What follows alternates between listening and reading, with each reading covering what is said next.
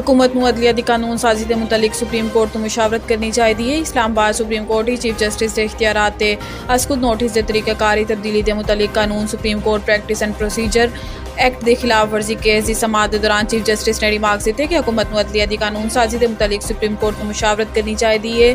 Chief justice Pakistan की सरबराही आठ रुकनी लॉन्जर bench ने केस की समाअत की। Bench justice Ijazul Ahsan, justice Munib Akhtar, justice Mazahar Ali Akbar Naqvi, justice Muhammad Ali Mazhar, justice Ayesha Malik, justice Hasan Rizvi और जस्टिस शाहिद वहीद शामिल हैं। ख्याल रवे कि अदालत ने कानून ते अमल दरामद रोक रखा सी।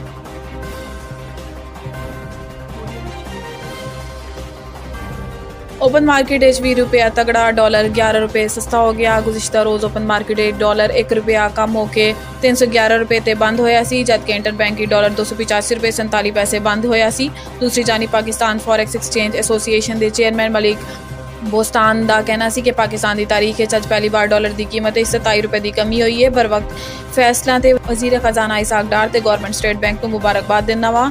मलिक बोस्तान का कहना सी कि कमर्शियल बैंक काफ़ी अरसे तो ओपन मार्केट तो क्रेडिट कार्ड लई डॉलर हाई रेट ते खरीद रहे सी। ओपन मार्केट रेट डॉलर 315 का होया ते इसहाक डार ने मैनू राबता किया। इसहाक डार ने पूछा इंटर बैंक ते ओपन मार्केट रेट डॉलर का फर्क इतना क्यों हो गया है। मैं दसिया कि कमर्शियल बैंक क्रेडिट कार्ड लई डॉलर खरीद रहे हैं तो जिस तो ओपन मार्केट ते असर पैंदा है।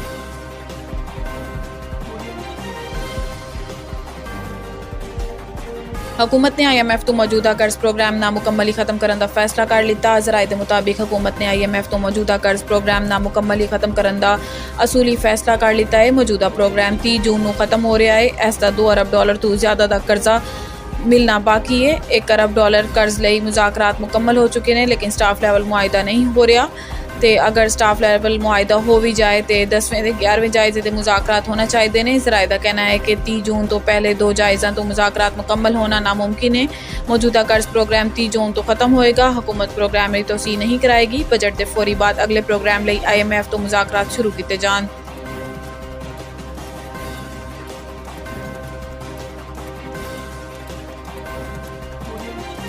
लाहौर हाई कोर्ट PTI कारकुनां की नज़रबंदी का अदम करार तमाम अफराद नूं रिहा करने का हुक्म। जस्टिस सफदर सलीम शाहिद ने दरखास्तां ते 9 सफ़ात ते मुश्तमिल तहरीरी फैसला जारी कर दिता। अदालत ने अपने फैसले ते डॉक्टर यास्मीन राशिद समेत दीगर अफराद की नज़रबंदी के अहकामात खिलाफ कानून करार दे दिते। फैसले किया गया है कि 9 मई के हैरान कुन वाक़े ने पुरअमन दे जमहूरी मुल्क की मसक शुदा तस्वीर पेश की थी। अमनो अमान कायम रखना हुकूमत की जिम्मेदारी सी। अदालत ने लाहौर, वजीराबाद, झंग, शेखुपुरा, हाफजाबाद, सियालकोट, मंडी बहाउद्दीन, गुजरात, ननकाना साहब, गुजरांवाला ते नारोवाल ते PTI कारकुनां की नज़रबंदी नूं कलअदम करार दे दिता। फैसले किया गया है कि 9 मई नूं सियासी लीडर की गिरफ्तारी ते मुल्क भर च अफसोसनाक रद्द-ए-अमल आया। हुकूमत ने 9 मई के वाक़े तो बगैर सोचे समझे लातादाद नज़रबंदी के अहकामात जारी किए। हुकूमत के कोल शवाहिद मौजूद सी ते फौजदारी मुकदमात च गिरफ्तारी लई बहुत वक्त सी।